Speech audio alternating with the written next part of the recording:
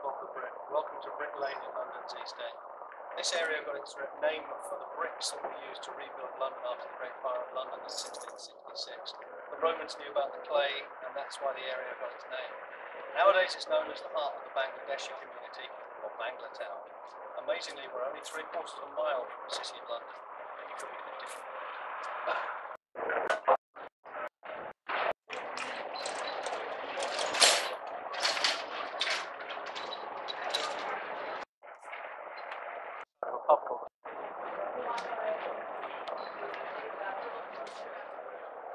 This is the Truman Brewery at the north end of Brick Lane. They started brewing here in 1669 and brewed their final pint in 1988. The area covers 11 acres, there are 19 buildings. It's now a creative hub full of restaurants, designer stores and bars, and it's a great place to live.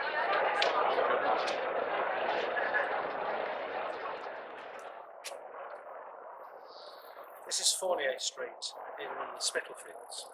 And this area was settled here just after 1685 when Louis XIV outlawed Protestantism with the Edict of Nantes in 1685. The Huguenots settled here to escape the persecution and started the silk industry. The large windows in the buildings you can see behind me allowed the lights to allow them to weave, and in the gardens behind they grew the mulberry bushes to allow the silk to grow. Within a few years there were 50,000 weavers in this area. They had 9 of their own Methodist chapels, and the church you can see further behind, the Christchurch Spitalfields, was built to establish or re-establish the Church of England.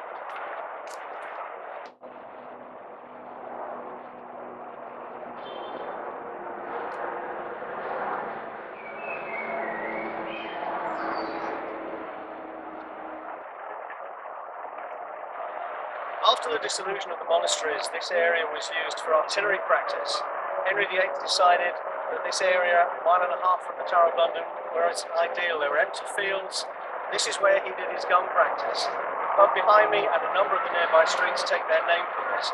You've got the pub, the gun, you've got artillery passage down the way. These were where he practiced his artillery.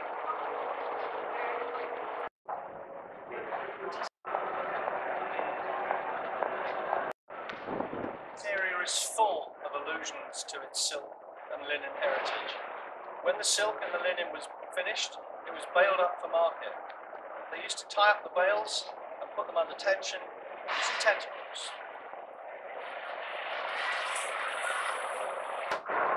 This is Wentworth Street. The prudish Victorians renamed it, but at the weekends it reverts to its proper name, a name that gives clear indication of its silk heritage. This service road used to be known as Dorset Street, the worst street in London. Literally 20,000 people lived along this road, up to 10 or 12 to a room. The reputation of this area was known as the worst street in London. The reputation didn't get any better on the 9th of November 1888 when Mary Jane Kelly was murdered along here.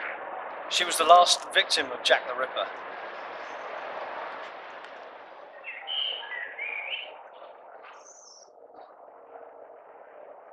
Probably nothing sums up the area of Spitalfields at Brick Lane more than the building behind me.